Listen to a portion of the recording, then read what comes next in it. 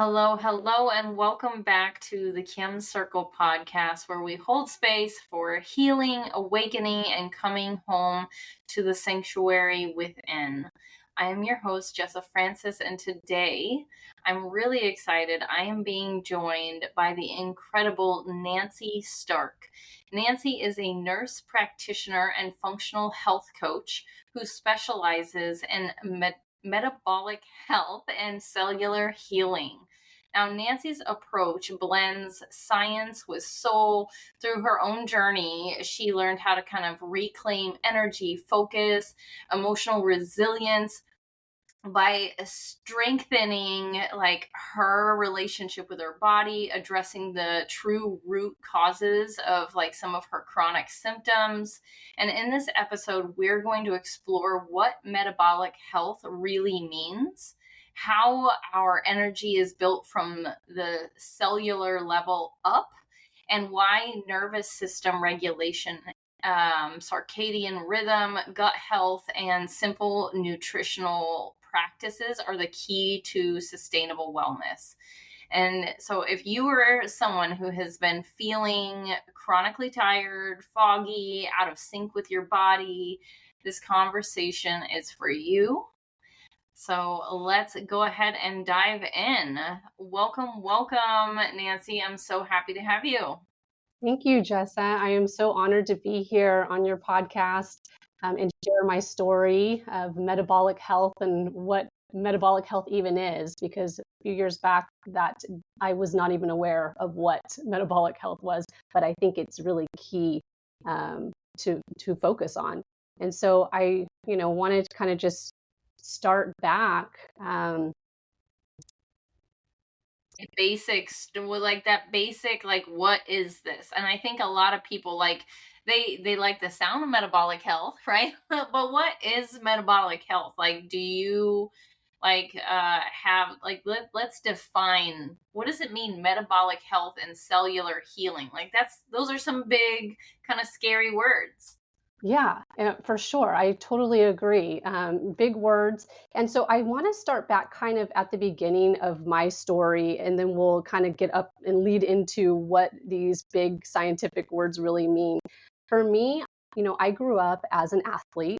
I was an acrobatic gymnast. So I was, if you've ever heard of Cirque du Soleil, I was doing that at a competitive level from a child through, my early 20s. And so I was in the gym a lot. I was exercising. I was eating healthy. So I thought, right, I was not eating junk food and I was moving my body a lot.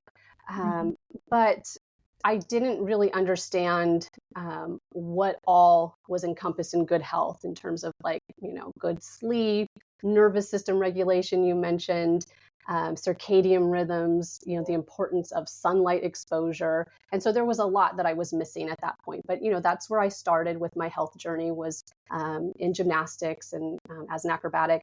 And I moved into personal training. I became a certified instructor after I left the sport.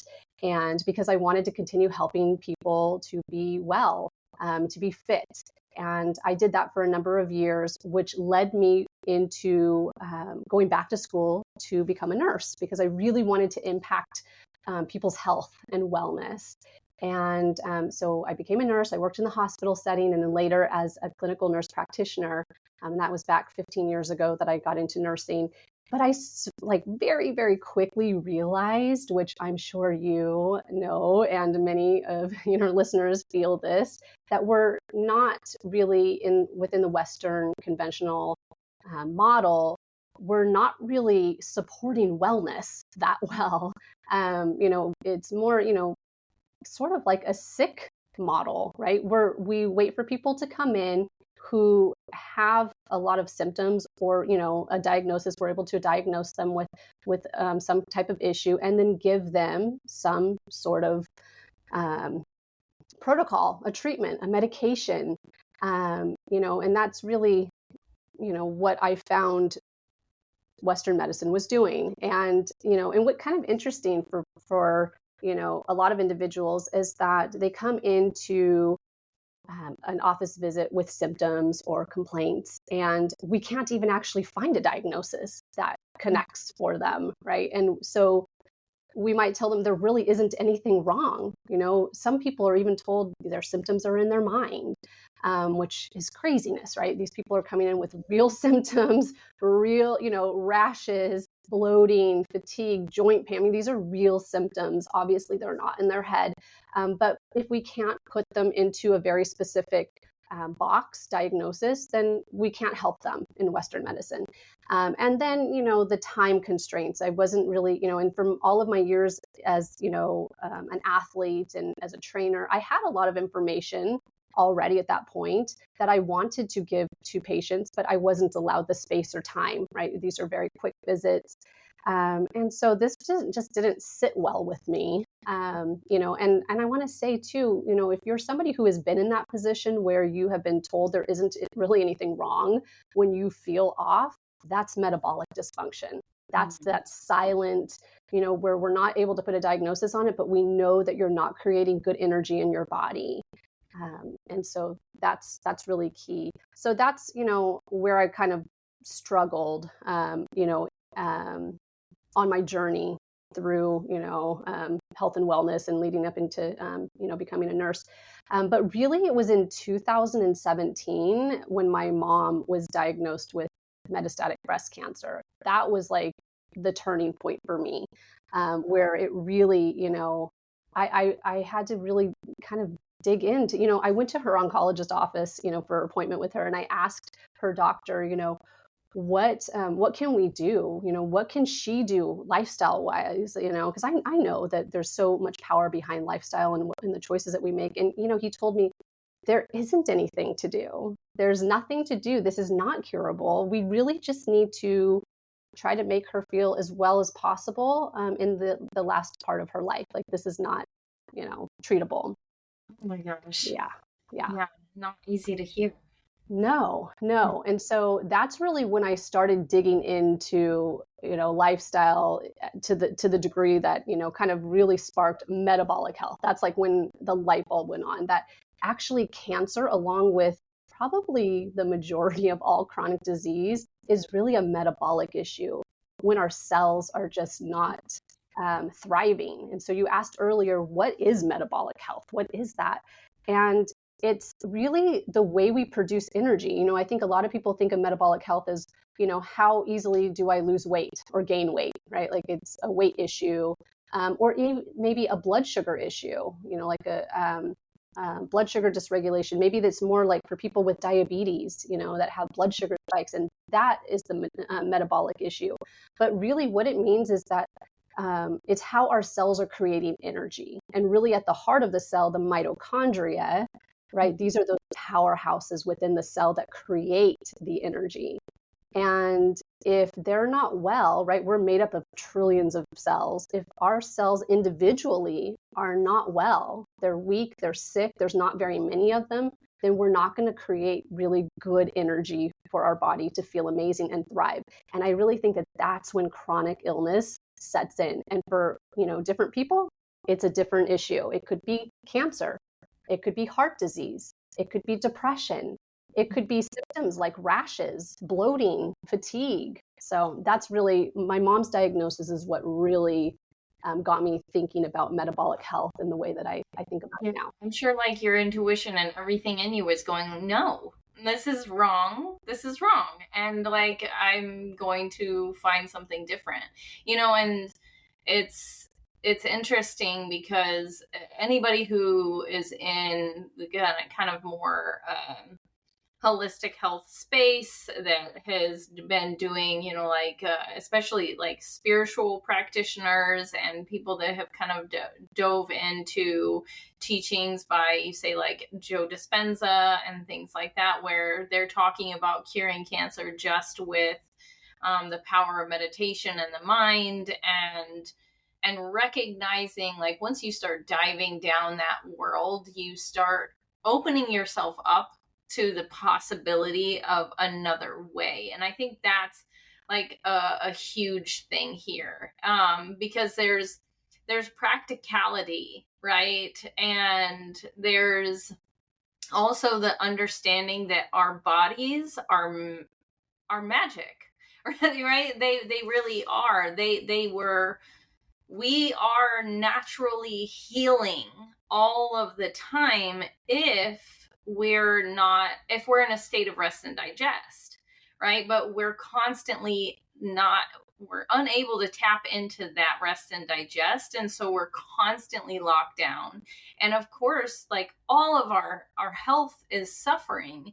And then the Western way of things, like this constant eating and all of the things that we do, like, we really do need to recognize with more curiosity and compassion rather than judgment how we're behaving. And those are like you were saying, those lifestyle shifts that could support your mothers, could support you. So I love this so much because I resonate a lot. I grew up very, very healthy, very fit, my mother was a personal trainer. And then I got into the military and I started in on this adult life, and there were still, the pressure of the outside world, disconnected me from what I knew, like what my body knew intuitively. I was so disconnected from that I wasn't doing the things I knew I should do. So I love this so much, and thank you for breaking it down a little bit, and thank you for sharing your mom's story in particular. So tell me, like, how's your health? How's her health? Like, how are things going now? What did you do? All of those things. Yeah. Well, the first thing was that we found back in 2017, and this was a time in my life, I had just gotten married a few months before, and I found out that I was pregnant with my now 7-year-old daughter the same month that my mom was diagnosed. And I think that it was really, I had so much to be joyful for, but then this cloud of, my dad actually passed away from cancer when I was 10 years old. So my mom and I, she raised me as a single mom after that event. And so we were so close. I mean, this like very, very close. So the thought of losing my mom right at the moment where I am supposed to be so joyful because I'm bringing, a child into the world, it was just a very difficult struggle. But it also propelled me forward. It was like, okay, what do I need to do now to help save my mom? What do we need to do? That's motivation there. Yes, Oh my yes, gosh. Yeah. right. And I, like you, believe mindset is, it's just like the overarching important piece of everything, right? All of our lifestyle modifications underneath, but they need to have an umbrella of mindset. And belief that we are healing and that our body wants to be well, it's working with us. And so, and my mom had said to me, it's okay. I'm okay with, this being it. I've had a good life. She was very accepting. And I think that's also a key thing, is acceptance right where you're at. Because when you can accept where you're at, you can relax because you're not, you're okay. Then you are able to start looking around and saying, what action can I take? Because, even if she wasn't going to be healed, at least what actions can we take for her to be well today and enjoy her life today? So the acceptance was really important. So of course I was, she was accepting of it. And I said, well, okay, that's fine. But we need to find, first of all, a doctor who believes in us and in the healing. And we did. We left that doctor. We found another Western medicine doctor, but he also, brings in a lot of Eastern philosophy to his Western practice. And he did it the first question I said was, is this curable? And if you ask any conventional oncologist, if stage 4, this was in her, it was breast cancer, and it was an invasive breast cancer, inflammatory breast cancer, very invasive. It had spread into her bone and muscle. She couldn't even lift her arm because the tumors were wrapped around blood vessels and muscles. So, it was in her lung. This was not a good prognosis. And so I asked this oncologist, is this curable? And he was like, of course it is. And I'm like, all right, we've got our guy here. Thank you. Yes. Yes. And if you ask any, oncologists, typically they're going to say stage 4 is not curable. So anyhow, but we found our guy because he believed in us. He believed that she could heal, which I think is really important, to surround yourself with people who believe in you and support you, because you need that. that it's imperative. So that was our first step. And then we just started digging in, what lifestyle modification, what nutrition could we do to support her? So she cut out alcohol completely. She focused on The real, yes, carcinogen. Get rid of the carcinogen. yes, right. There is no safe amount. We now know that. Yes, Um, absolutely. and then she focused on, yes, highly nutritional food. So what foods were alive and could support her nutritionally, so that her immune system could be supported and her cells could thrive. And then, we looked at, her sleep and her movement, and also her beliefs. So she started doing things like, watching comedies and laughing and spending Oh, time with community, and really just showing up every day. It's not easy when you're going through, and she did chemotherapy. She actually did something called metronomic style chemotherapy, which is lower dose, um, weekly. So instead of going like every 3 to 4 weeks with a very high dose that makes people very sick, she was doing much smaller doses, but weekly. So she was still doing conventional medicine, but a little bit out of the box. And it allowed her to not be so sick after each treatment, that she could continue kind of, cooking for herself. Because at the time, she was from the San Francisco Bay Area, and I was living in Southern California. So I wasn't there to help her during that early part. But anyhow, she made these huge changes. And I mean, I still get goosebumps even thinking about this. Her first PET scan, which was 3 months after her initial diagnosis, they did a new PET scan, and it was completely resolved of all cancer. There was no tumors. There was no sign of cancer anywhere in her body. I mean, my husband, he's in the medical field as well. And we were going around showing all these doctors, the PET scan report. And we're like, what do you think of this? Like, what? And everyone was like, I don't know. Like, you don't see things like this. And so while, yes, she did do conventional treatment, and it was important to have that doctor. I'm so glad that we found him. I think also important, and probably more importantly, the mindset. yeah. Knowing that she had a grandchild on the way, and that she wanted to be here for my daughter was One. huge. She wanted to live. She wanted to be here. She was willing to put in the effort, and she believed that she could. And so anyhow, that was 7 years ago. My mom's health is better now than it was prior to her diagnosis. I mean, she lives in Southern California with me, just maybe 5 minutes down the street. So she's been able to be a very strong part of my daughter's raising. And they're very, very close. And so she goes to the gym with me at 5 a.m. in the morning. She's lifting weights. She's building muscle. She goes on hikes. My mom is 82 years old, and she's hiking up the mountains. I mean, doing incredible things.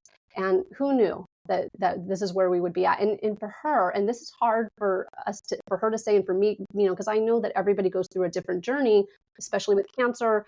But for my mom, she actually has found gratitude within it. If she hadn't been diagnosed with, something that was a little bit more slow growing, compared to something like a sudden heart attack or stroke, right? Like, she was given time to do some reversal of damage. And so she feels gratitude that she was given these signs that she could make changes to her metabolic health.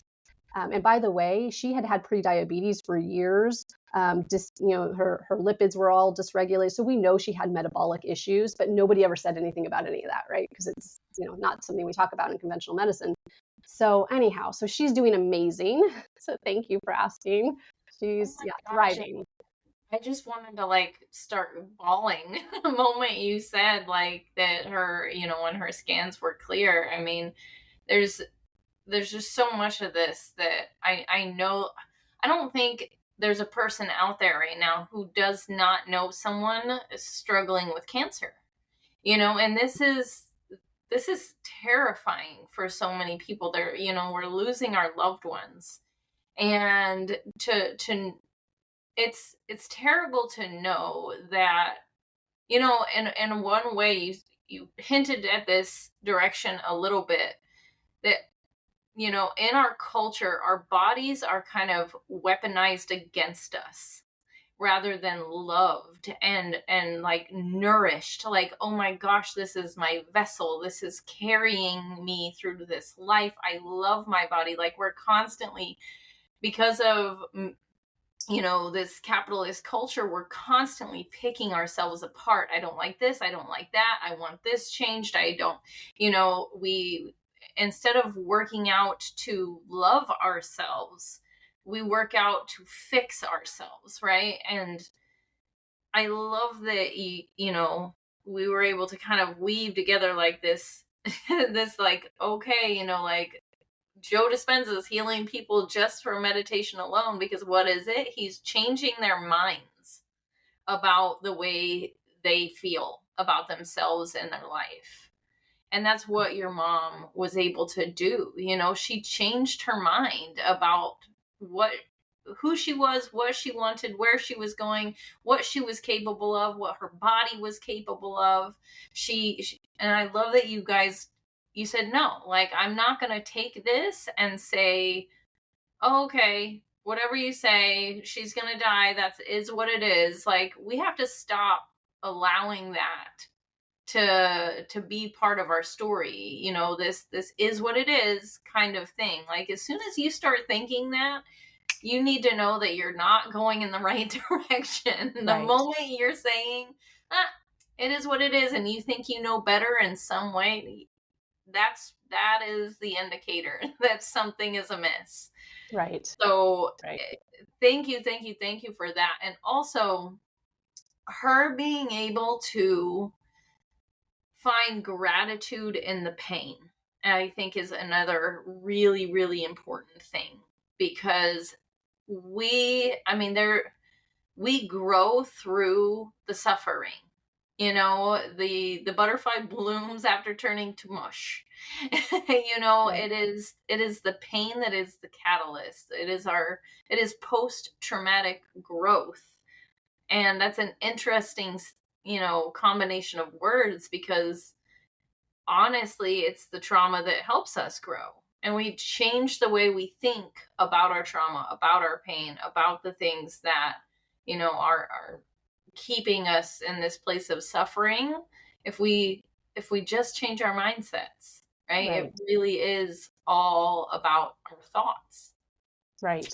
Yeah. It was interesting. We decided early on, when she was healing, to not include words like survivor or fight against, or, any of those terms that you hear so often with cancer, like cancer warriors. And because we didn't want to be fighting against our own self, right? Like her body created that environment because of her lifestyle. So therefore her lifestyle could change it, right? If her mindset sort of shifted. And so we didn't use those types of words. We used words that were, like you said, like caring and nourishing and healing. Like, my body is giving me signs. Like, it might've been whispering and I didn't hear it years ago, and now it's screaming, and I'm going to listen to it. And so I'm going to see what I need to do. But I'm not going to fight against my body. This was my body that created it, and so it's a reframing, really. It's the same situation, but we're reframing it in a way that is going to allow healing to occur. And so why not do that? Why not? Yeah. No, and I'm going to be sending this to her, but one of my closest friends recently was diagnosed with stage 4 bile duct cancer, and she's a 40-year-old mother of 4 boys, and I just need her to know. And like, that's why, like, it's so easy to get, like, very emotional. Like I said, everybody knows somebody, and I just need her to know that, like, don't get stuck. And when she first found out, I was like, wrap yourself in protection and safety. Just wear it like a joyful, warm hug all the time. Just bring in love and gratitude and joy into your body, into your mind, into your heart every moment that you can, because that mindset, is so, so important. But I do also, like, I want to kind of hear you talk a little bit about, beyond the mindset. Yes. But, our hormones, especially as women, can really mess up our mindset. So we need balance in our life. We need practical steps and tools to support ourselves. So I would love to hear a little bit about that. Yeah. Yeah. So, going back to how that led to my own, kind of metabolic discovery is that, I had been having elevated blood sugar. So, if you're familiar with the lab, the A1C lab that looks at, whether or not you're in like a pre-diabetic range or a diabetic range, I had been dancing around pre-diabetes for over 20 years. But I didn't think, I sort of out of sight, out of mind. I didn't think about it. No doctor ever mentioned it to me that that was problematic. And I was, a normal weight. I exercised. I ate pretty healthy, I thought. So, I just ignored it. But I also had symptoms over the years that I also sort of normalized. And I think that many of us women normalize symptoms. A lot of times we blame them on hormones, right? It's just something that women go through. Like PMS is normal. Like you have cramps and you feel irritable, and that's just normal. And so we normalize a lot of symptoms. So over the years, I had adult acne, which not it shouldn't be typical. But so I had that. I had a lot of joint pain, but I was a gymnast, so maybe that was just wear and tear on the joints from all the years. I had a lot of fatigue, bloating. I had a lot of irritability. So severe PMS symptoms, really, really severe PMS symptoms. And then a lot of irritability even throughout menstrual cycle, during different periods of time. Again, blaming it sort of on hormones or just genetics. It's just, how I am.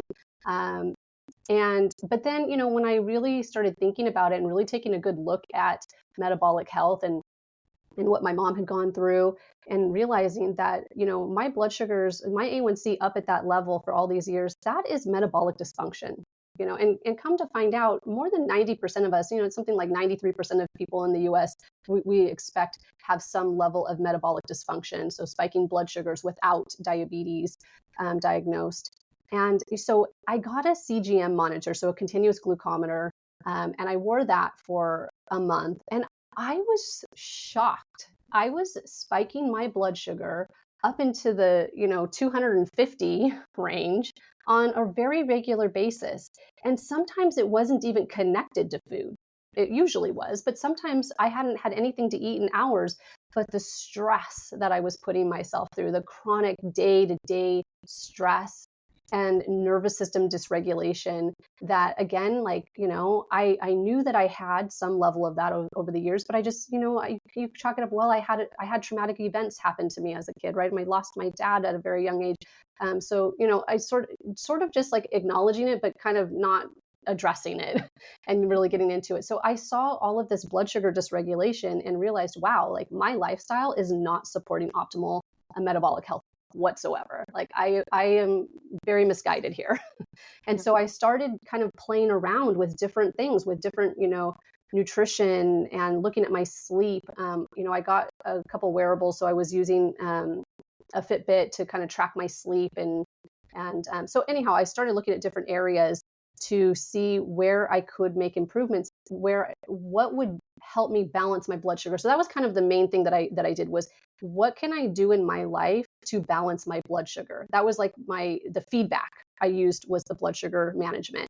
If I improved my sleep, if I did more meditation, if I did things that I enjoyed that brought me, joy in life, I tried all these different things, improving my sleep. And that's the feedback I used from the glucometer really helped me to say, yes, okay, this is working. Okay, that doesn't. But, so for me, there's lots of different areas because I don't think that there's just one in particular, right? There's pieces to the puzzle for optimal health. And so that first part was regulating the blood sugar. And that was really helpful to use the wearable. And I think when you regulate your blood sugar, you do, regulate hormones also, because hormones are messengers in our body. And so, when we start, giving our body what it needs in terms of nutrition and sleep recovery and relaxation, rest and digest, the hormones will balance. So it was very quick after I started making these changes, making sure that I was getting enough sleep. That is still a struggle, right? We have so many things that we want to do every single day. And with, artificial light, we can stay up, very late, and be working. And so it really is a huge disruptor to our sleep. So when I really started getting strict with that, one of the first things I did too was I would get up and go to sleep at the same time every single day, because I learned that, balancing your circadian rhythm is really, really important. And when we give consistent input to our body and our brain, then it starts to come to expect when we need to be awake and when we need to be asleep. And so you start producing the right hormones like melatonin when you need to. If you're all over the place, your body becomes very confused. Then you're ready to go to sleep and you're wired because the melatonin hasn't been, revved up. There was a study that showed that just like one really bright light for people before bed, it decreased melatonin production by 90%, just one flash of a bright light.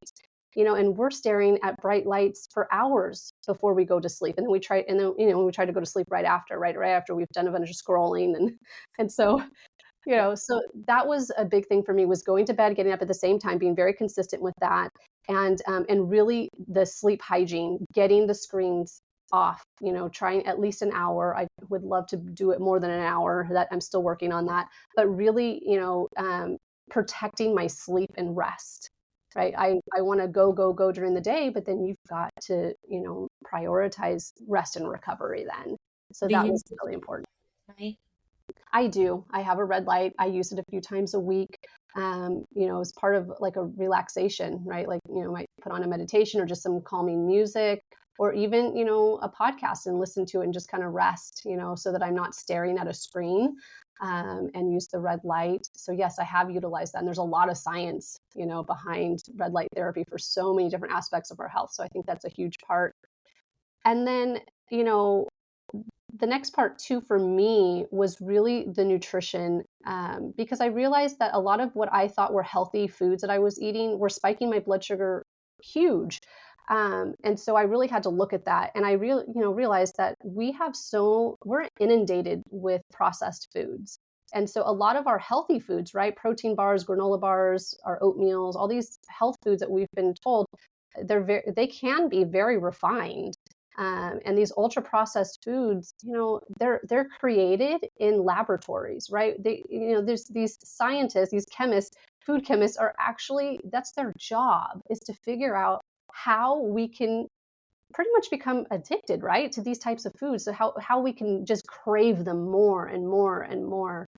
And that was something that I had an issue with, was cravings, like food cravings, like needing to eat every few hours, feeling like my blood sugar was dropping, even though my blood sugars were normal. And so I learned a lot about that, about how when we spike our blood sugars up really high, as we come crashing down, which you will when you do that, those symptoms that you feel as the blood sugar is coming down is what creates the craving, the drive that you need to eat more, the shakiness, the jitteriness, the feeling hangry, people say, right? And then we eat again. And all we're really doing when we do that over and over and over is inundating our cells with too much energy, and it just there's no more space for it. And so that's how we become insulin resistant after a while, right? Because there's no more space within the mitochondria, within these areas that utilize the energy. And so they slam the door right to insulin. No, thank you. We don't have any more space. And then the blood sugars start to go up. And so I really learned the importance of eating whole foods, real food, right? Yeah. Did it come from the earth? Yeah. Yes. Did it come from the earth? Like, right. Just ask yourself that, Yeah. It's very simple, right? Very simple. Mm-hmm. Yeah. We complicate things, humans. Well, and it's not our fault. It's been complicated for us and then shoved into our face. Yeah. Just like our body is being weaponized against us. Our food is also, just like you were saying, there's food scientists, these chemists that are working to think about the way it is going to trigger our thoughts in our mind. And that wraps us right back around to the mindset, right? Yeah. That's amazing. So did you and your mom kind of do this reset together? Had you already started doing that? Yeah, so she did a lot of this work initially, which was very healing for, the cancer journey back to health. And but we really learned more about the blood sugar a few years after that. And so, because initially she had gone on a vegan diet, which I think was really beneficial for her at the time of the cancer diagnosis, because it got rid of processed foods. She went to a very whole food, plant-based approach. Okay. And Yeah, again, no because a lot of alcohol. vegan diets are a lot of processed stuff, so that Right. can, yeah. Right. And that's what happened over time for us. And I became plant based. I was vegetarian for about 30 years. I mean, since I was a kid. And then, over time, right, actually, when she had the cancer diagnosis, I decided to go completely plant based as well. So for 7 years or 6 years, I was plant based. And then, yes, you're right. Slowly but surely, because there's so many vegan options now for vegan fake foods, I call them. They're not real. You get a list of ingredients on the back, you can't pronounce the majority of them, and there could be 25, 30 ingredients on there. It's not real food. And yes, these are being created in a lab. And so we were eating a lot of processed vegan foods. And so I started diving into functional medicine labs, which is really, because I was feeling sort of stuck, right, in Western medicine and as a nurse practitioner, and really what we could do there with the types of labs we were using, and more of this kind of Band-Aid approach, right? You have this, let's give you metformin. And when I really wanted to learn, and I needed to learn for myself, because how can I help people when my A1C is elevated too, right? I'm in the same world, I'm eating the same foods. So that was really important. I started digging into functional medicine labs and looking at metabolic health, which you could do, gut microbiome, right? The GI map I use. And so there was some really strong tests that I did that really opened up my eyes. Like, wow, there's a lot of oxidative stress going on here. There's a lot of inflammation. And so that was a key turning point for my mom and I to really, do a huge shift on our diet. So we started eating animal protein again. We brought that back in, just learning about the importance of protein Yeah. for your immune system, for your hormones. Like, there's the building blocks. Those amino acids are the building blocks, and so there's a need for that. Yeah. And yes, it's a macronutrient. It is absolutely necessary. And so that was really important shift in our eating for whole foods, bringing back some animal protein. And then the other thing that was really big for us in the more recent years was building muscle and strength training. So, I realized that, people who take less than, 5,000 steps a day are considered sedentary. I mean, 5,000 steps, that's a lot of steps, right? I mean, I'm thinking that's got to be the majority of people out there. We're not moving our bodies. The muscle, and I could see that in myself. I'm in my 40s now, and in the last 10 years, because I was an athlete before, I had good muscle tone, but in the last 10 years I could just see it like melting off of me. And so that was a huge wake up call too, was wow, I need to be really actively working to keep the muscle on. It's not just about aesthetics. I mean, it's about our metabolic health, right? Because our muscles are the biggest sponge for the glucose, so that's going to help balance the blood sugars. And also, it pulls on the bone, it strengthens your bones. I mean, it protects you as as we are aging. If there's falls, this is very, very important, right? And there's an important component with muscle strength and having more muscle in your body and your brain health, all sorts of amazing connections. So that was another thing, is that we started really making sure that we were lifting weight, and we were making sure our muscles were healthy as well. So that was kind of the newer parts of our shift in the last few years, was the whole food nutrients and macronutrients, the importance of protein, and strengthening our muscles. And then my mom had really gotten this right years ago, but I didn't really work on this until the last couple of years. Really, the nervous system, the elevating my mindset, reframing. Because it's a habit, right? To think negatively or to see something, and it's a survival technique. Like, we're meant to do that so that we can shift and make sure that we survive. Like, there's a reason that our brains do that.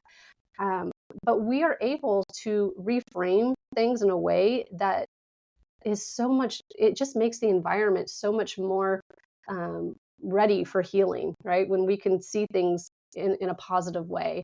And so that's been a huge shift for me, is making sure that I make time for meditation, making sure that I am doing things that bring me joy, that, and my daughter is a really good reminder for that, right? Because kids play.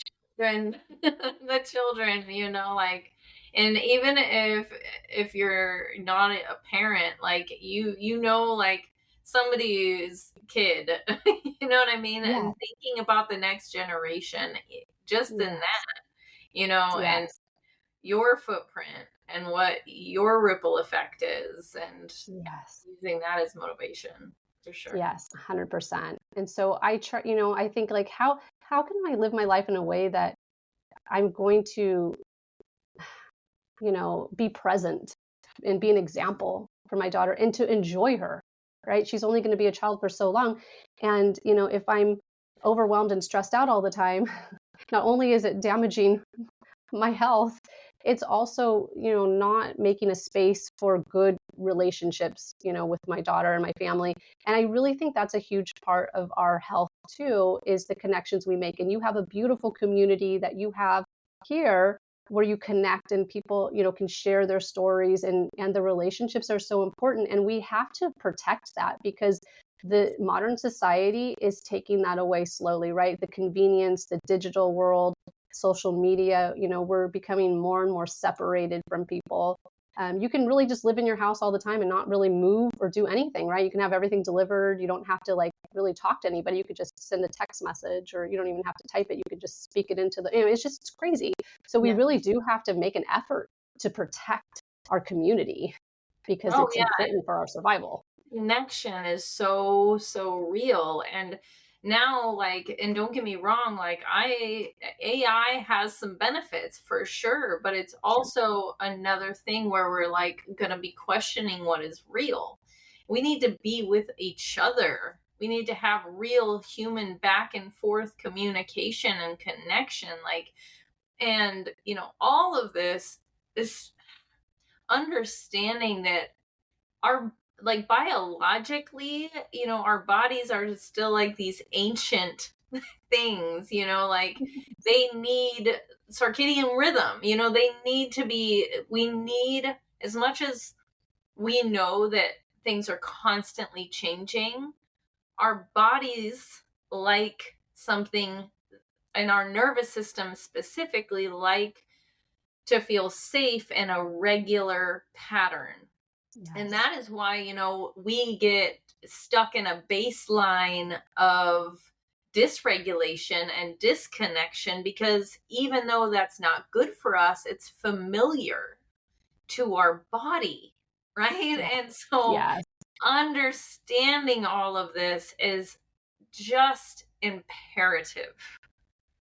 Yes. Oh, yeah. Yes. I mean, our brain is so good at finding patterns and recognizing things that support what we already believe in. It will, so if you go around all day and you're stressed and you feel negative, your brain will find things throughout the day to support that belief system because it loves patterns. It loves familiarity. It wants you to be right.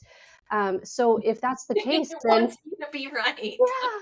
So if that's the case, then why don't we just shift that so that we can have an amazing outlook in life and that we can see the patterns of the good and the joy and the peace, because that's what our brain is so good at. And what I realized in doing a lot of nervous system work in the last, couple of years is that it's a habit, it's a skill. You exercise it and you get better at it.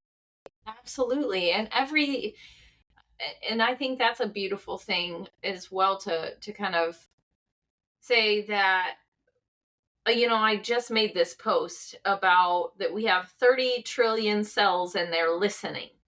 They're listening Yes. to not necessarily logic.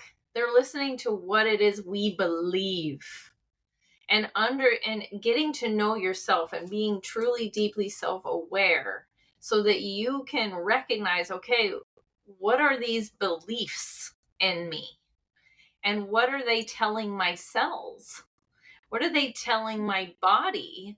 Because, and all of it and how it's connected. You were talking about how, the gut and the heart and the brain, they're all brains essentially. We have Yes. three brains, and they're talking to each other, Yes. and those cells are talking to each other, and it's just all this magnificent internal universe.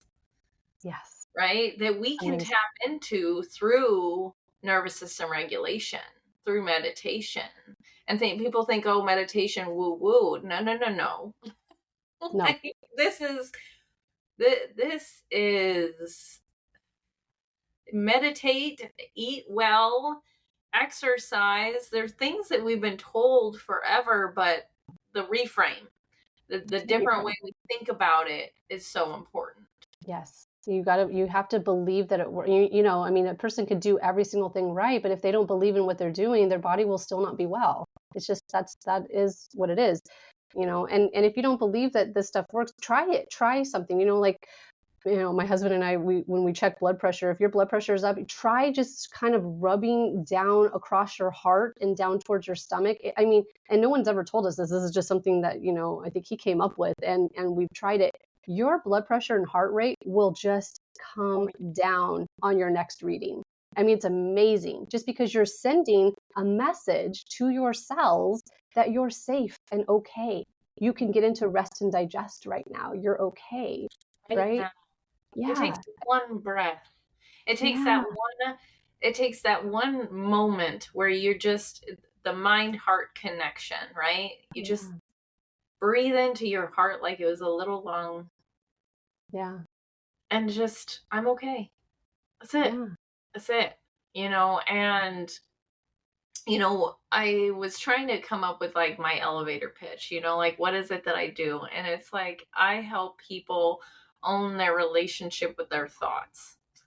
Oh, And I like people, that. and I love that because I'm the person that used to say, my brain just does this. My mind just does this. My thoughts just go over here. Like, I didn't think I had any sort of control whatsoever. But like you said, we exercise this. We exercise how we use our thoughts the same way we exercise our muscles, Yes. right? It's just, we just have to keep showing up in the way that we believe, in the way that we want to be. You just keep showing up, and eventually, sooner than you think, you'll see a transformation. And it's amazing. It's just so empowering.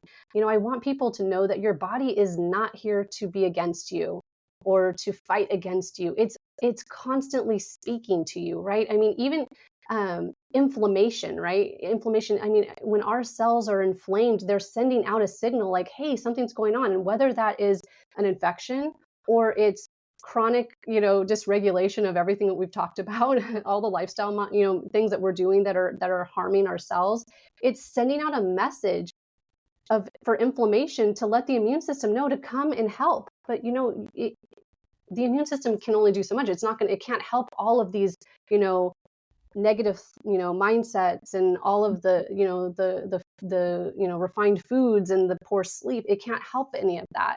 And so it's going to keep screaming louder and more inflammation and more pain, to ask for help. But it's not trying to harm us. It's trying to ask for help, And so the sooner we accept where we're at, start listening and connecting, then we can make some new choices. And I feel like it's so empowering. It's not victimizing at all. It's all about the power that you have. And we could start out with small steps. It doesn't have to be overwhelming. It's like, what can I do this week? This week, I'm just going to go to bed at the same time every single night. That's all I'm going to do, because I know that is, supporting my circadian rhythm. And that's good for me. And that's part of my journey. And that's what I'm doing this week. And that's it. And I don't have to be overwhelmed by anything else. That's all I'm going to do. Just like that one thing, right? Yeah. But I want to do a couple different things. First off, I want to, for your blood sugar levels, you said you wore a device, right? You said the CGM, and you also wore a watch. Like, if you were somebody who was like, okay, I want to start monitoring my blood sugar levels, do you support a particular brand or anything like that? Well, I think it's amazing now. There are a number of over-the-counter CGMs available. Just a few years ago, this was only by prescription. A doctor would only prescribe it if you had diabetes. And, I had asked my practitioner, can I, have one, and he said no, because you don't have diabetes. And so it's unnecessary. And that goes back to that thing where, if we're not looking at prevention, we're waiting for somebody to be ill and then react Right. to it. We're very We have reactive. to diagnose it, and then we can treat Yeah. it with Yeah. big pharma medicine, right? Yeah. Yes, right. Let's wait till we can make money on it. So, another story. That could be So, a whole other oh, segment, right? yes. So anyhow, so now we can get CGMs over the counter. The initial one that I used was Stello by Dexcom, which I liked. It was easy to use.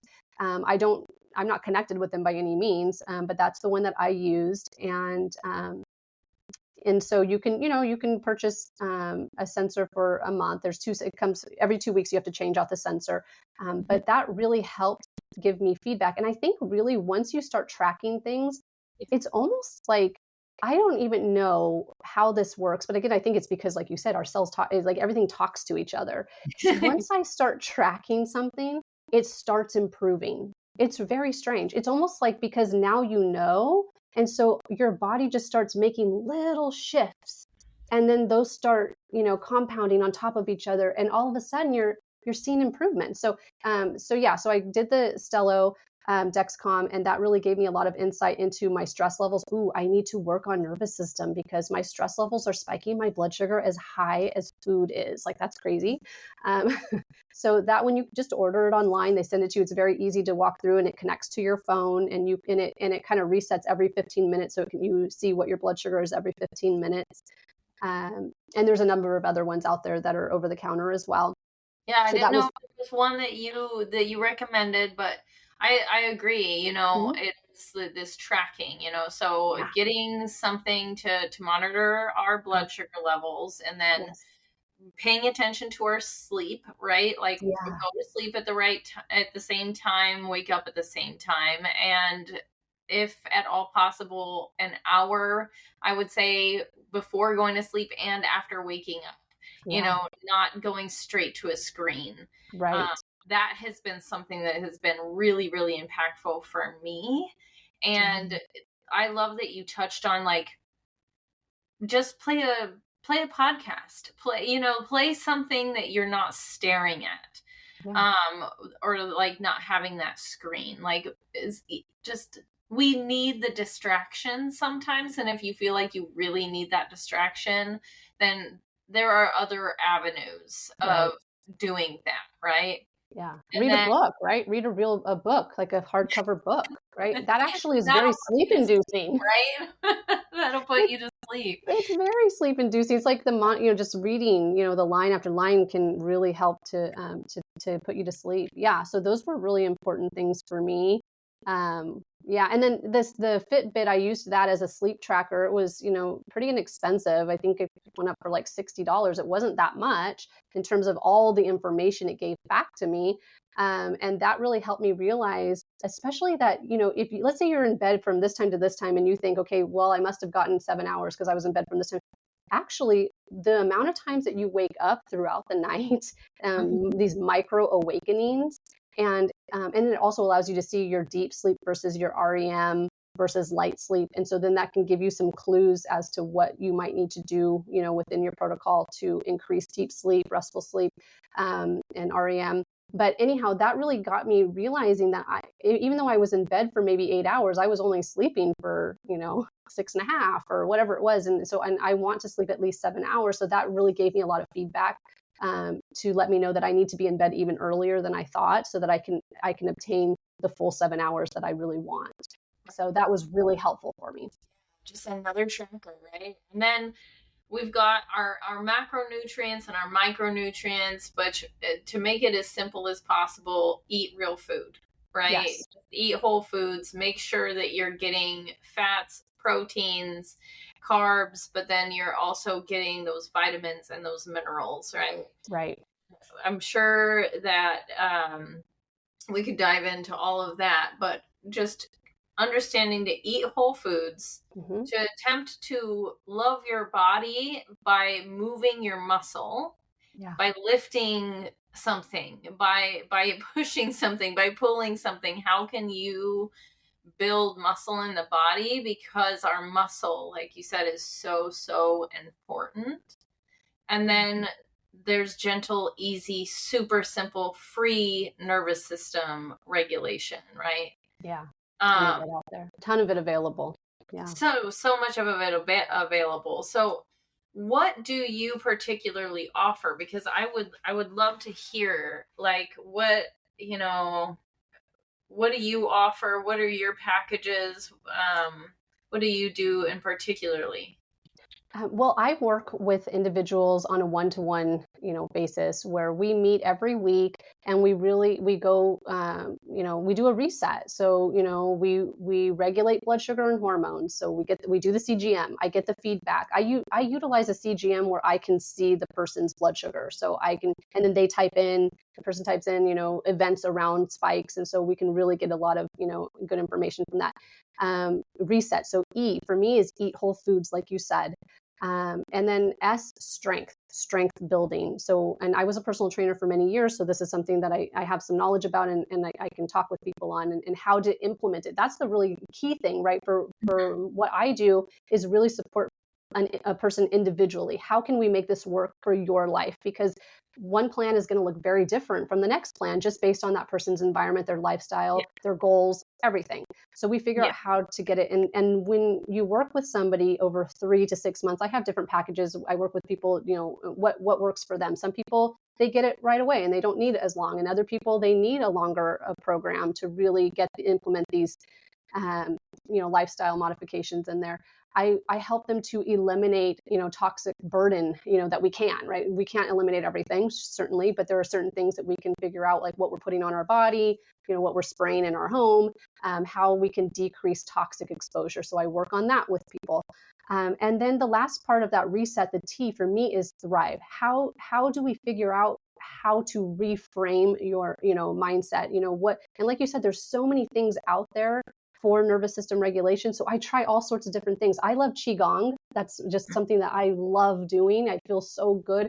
It's very flowing like water and it's very strong as well. Like it's both. It's like this beautiful art in movement, So I really enjoy that. So I help people find, movement that works for them and nervous system, and learn how to habit stack. People tell me I don't have time. I'm like, okay, well, do you brush your teeth every day? Why don't, when you brush your teeth, you do a mindfulness activity right then. You feel the cold water, on your hand. You feel the vibration if you usually, whatever it is, right? Like we just start mindfully feeling everything. Or while you're washing your dishes, you do that every day, right? So how do we habit stack so that we can do these really amazing mindfulness techniques without adding more stress to our life. We're not even adding another 15-minute segment. We're going to meditate, which is wonderful if you can. And I do recommend people, I meditate every day. But if you can't do that, you're not there yet. How do we habit stack? How do we fit it into your life? So that's where I work with people. Like, how do we tailor the program, the lifestyle modifications to fit your life? Take a deep breath. Yes. At least 3 times a day. Yeah. You know what I mean? I love that. And I'm also a big believer in like, I don't like cookie cutter programs, right? I like there is no one size fits all kind of thing. No. It's like being able to help a person as that person. Like you're your own individual. Yeah. And I think that's so beautiful and so important that you coach and support people in that way. So yeah, thank you for sharing. Thank you. Yeah. And I find the accountability, right? Just, a lot of these things people do intuitively know. We know that we should be eating whole foods. Maybe we know to move our body, but we don't do that. But the accountability and having the ability to reach out to somebody and say, this is how I'm feeling right now.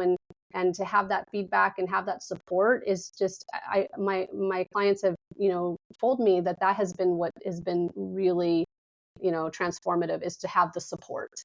Yes, absolutely. Just like wrapping back around to the importance of community. Yeah. We need community and we need to be able to feel connected. We need to feel seen, heard, understood. Just that in itself regulates our nervous system. Right. Like just that alone is going to help us feel soothed and calm. And then just like you and I right now, we're present We're in the moment, right? Like I'm looking at you, talking to you, hearing from you. We're sharing stories, and that's so beautiful, Yeah. right? I Yes. I knew that you and I would be able to just talk forever, and Yeah. I would love to potentially even have you back on to Yes. talk more about, for example, macro and micronutrients, about the gut microbiome. One last thing I have to ask about, do you practice fasting? I do. Mm.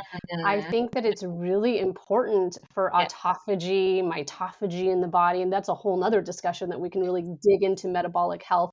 But yes, I think it's a really important aspect. And going back to like ancient times, right? I mean, this was a normal process that people did, and I think it's very healing. So if you're someone that is on a healing journey, there's a chronic illness, I think fasting has a very important part in that whole Yes, process. yes, yes, yes. Okay, perfect.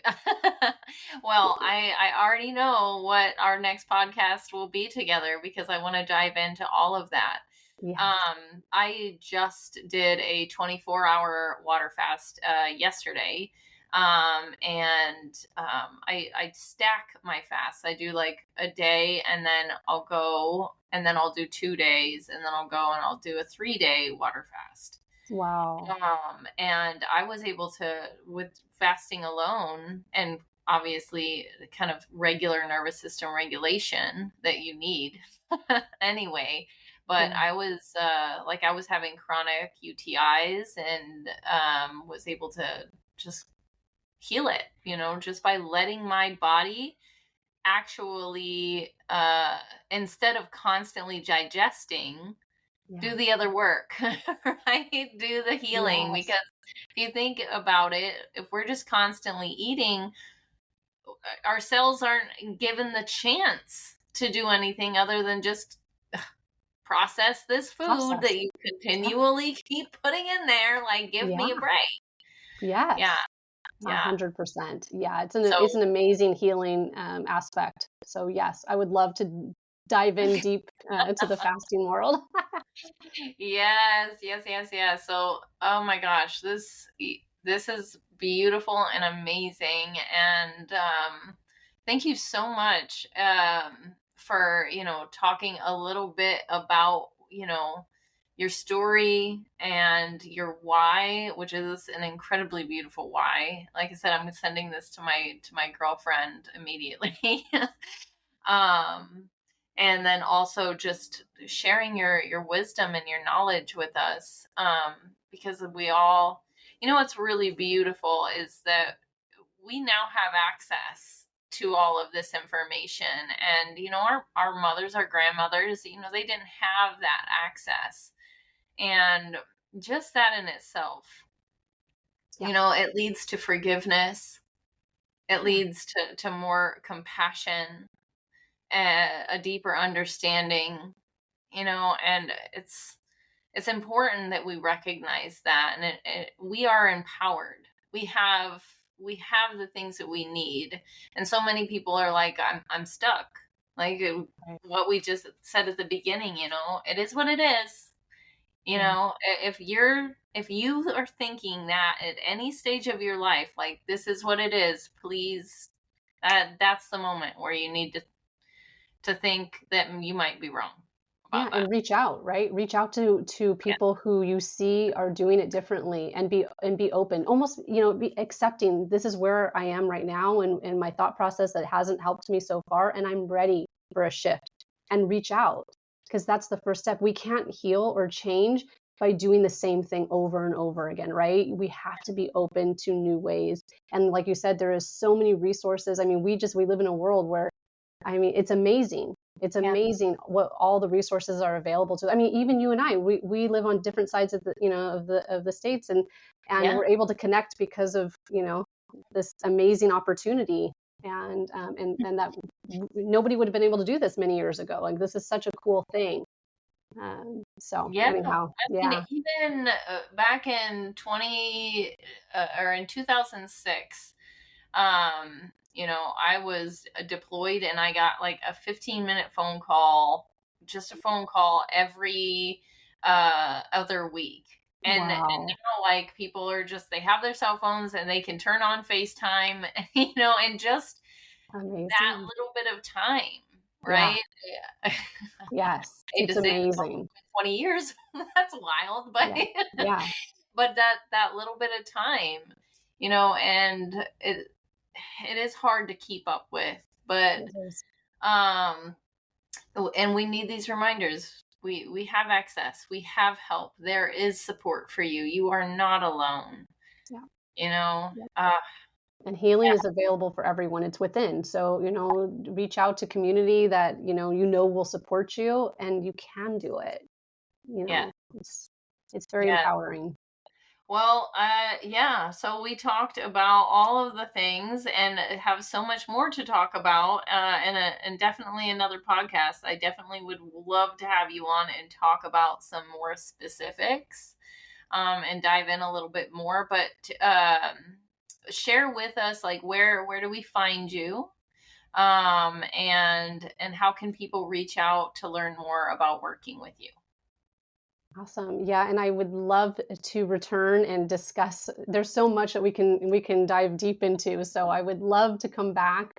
And if anybody wants to reach out to me and share your story, where you're at on your healing journey, and because connecting, the more people you reach out to, the more opportunities that arise. I would love that. And I think the easiest way to find me is to go onto Instagram if you have that, or Facebook. I'm at Nancy Stark _wellness, and send me a message, and I would love to connect with anybody, just to support you and let you know that I've been in difficult places too. I've seen miracles happen. They can happen for anybody. We just need to be open to that. And so I would love to connect with you if you have a story that you'd like to share with me. Yeah. Thank you for that. Thank you. And I will make sure to link all your information in the bio, as well as, kind of a recap. And probably I'll put in just a couple journaling prompts for everybody to be able to, to harness that awareness and that accountability, and kind of check, like, do you know how much what your blood sugar levels are? Do you know how many hours of sleep you're getting regularly? How often are you eating whole foods or processed foods? Like, Yeah. just asking ourselves those questions, and getting kind of real with ourselves, because you were talking specifically about some very just normal things, like, I had acne, my gut was dysregulated, just those two things, I think, are going to really hit home and resonate with a lot of people, Yeah. and it was also really beautiful as a woman for you to say, like, you don't have to just claim and say, oh, well, I'm having PMS. That's why I'm so moody and unhappy. And I'm going from manic to, Yeah. depressive, like, so quickly. Like, if that's not normal. Right. Don't allow that to be your normal. It Right. can be different. Yes. So, and 100%. I know that I resonate with that, so I know other people are definitely going to resonate with that. Yeah. Yeah. 100%. Yeah, and on Instagram, I do have like an A1C kind of reset, you know, free document there, so that can be helpful for people who think they may have some blood sugar regulation issues. Like I said, over 90% of people we know are having these issues, and so Yeah. it's very common. And so there's that on there. And then, if you want to reach out, I have a calendar link. You can, set up a free complimentary call just to, talk it over and see, and see if maybe the symptoms that you're having might be more blood sugar regulation. Because you're right, Jessa, sometimes it's kind of surprising. We chalk things up to age or hormones. Being a woman, whatever, stressed, I don't know, a mom, a parent with a young child. So, we have all sorts of reasons why we have these symptoms.